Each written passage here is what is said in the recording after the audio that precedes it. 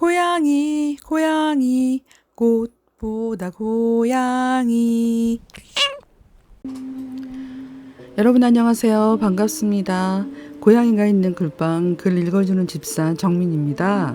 무더운 여름 어떻게 지내고 계세요?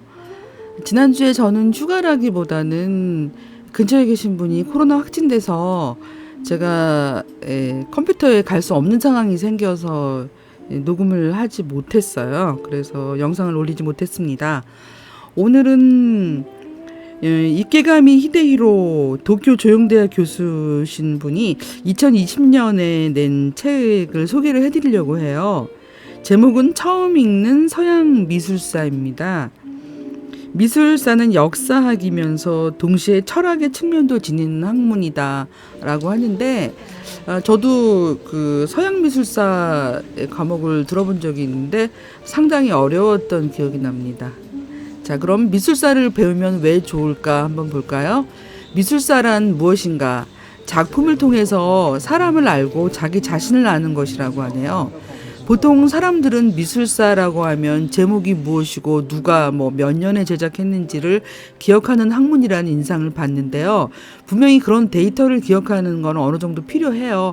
하지만 그보다는 왜 그 작품이 그 시대에 그 지역에서 그려졌는지, 왜 그런 양식이 그 시대 그 지역에서 유행했는지를 생각해 보는 게 중요하다고 합니다.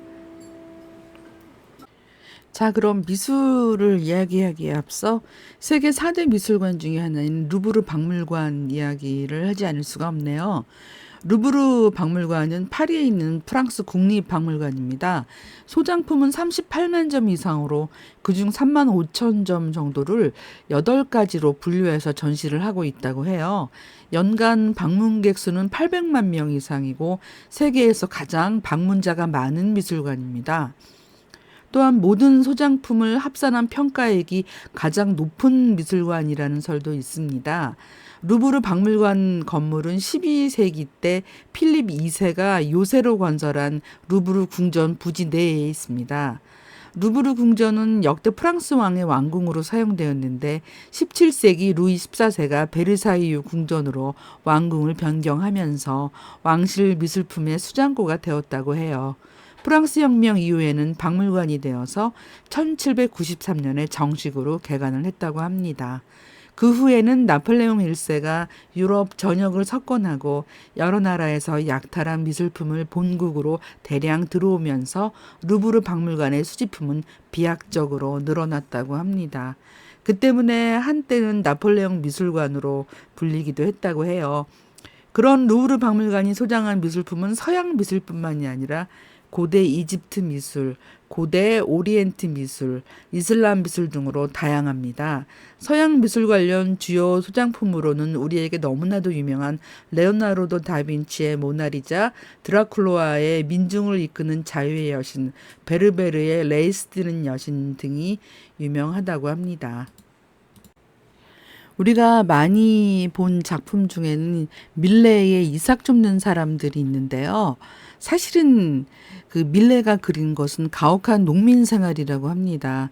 목가적 풍경에 숨은 계급 격차의 현실, 이런 내용을 주제로 그림을 그렸다고 하는데요. 19세기 프랑스 화가 밀레의 이삭 줍는 사람들은 한국에서도 매우 인기 있는 작품이죠. 부드러운 빛에 감싸인 농민들의 소박한 모습을 그린 이 작품은 우리에게는 옛날 농촌지대의 풍경을 떠올리게 해서 많은 사랑을 받고 있었죠.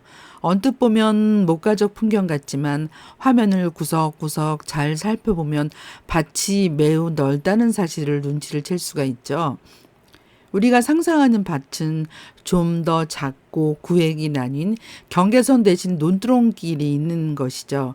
그에 비해 이삭 줍는 사람들의 밭은 구획이 없이 저 멀리까지 펼쳐져 있습니다. 더 자세히 보면 화면 우측 위에는 멋진 말에 올라탄 사람이 한 명 있고요. 그 모습은 눈앞의 농부들이 허리를 굽히고 이삭을 줍는 모습과 퍽 대조적입니다. 이를 통해 밀레가 이 작품에서 계급 격차라는 주제로 그림을 그렸다는 것을 알 수가 있는데요. 자신의 가족만 먹고 살면 되는 작은 밭을 각자 가지고 있던 시대와 다르게 밀레의 시대는 광대한 농지를 한 명의 대지주가 소유하고 농민을 여러 명 고용해 자신 또는 위탁 관리인이 일을 시키며 지휘하는 사회 구조였던 것입니다. 밀레는 그 가혹함을 고발하고 있습니다. 수확 후 지면에 떨어진 이삭을 줍는 행위는 옛날부터 가난한 농민에게만 허락되었다고 합니다. 또한 실제로 해보면 알겠지만 그림에 나온 자세로 떨어진 이삭을 줍는 건 육체적으로 큰 부담이 된다고 합니다. 자, 이렇듯 미술품에도 이런 심오한 뜻이 숨어 있습니다. 자, 여러분 어떠셨어요? 한번 책을 사 보시는 것도 좋고요. 요즘은 전자 이북을 빌려주는 곳이 많으니까 도서관 사이트에 들어가셔서 한번 빌려보시는 것도 좋을 것 같습니다. 여러분, 감사합니다.